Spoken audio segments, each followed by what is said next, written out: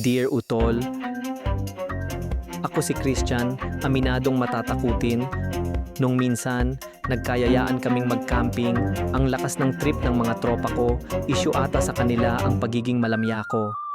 Hinamon nila ako na puntahan ko raw ang bahay ng aswang na si Lynette at kumuha ng damit nito. Dahil sa ego, napa-oo ako sa hamon. Pagdating ko, mukha ngang legit, aswang nga si Lynette. Naabutan ko siyang nagpapahid ng langis sa katawan. Nung oras na yon, tinanggap ko na, handa na akong magpakain sa kanya.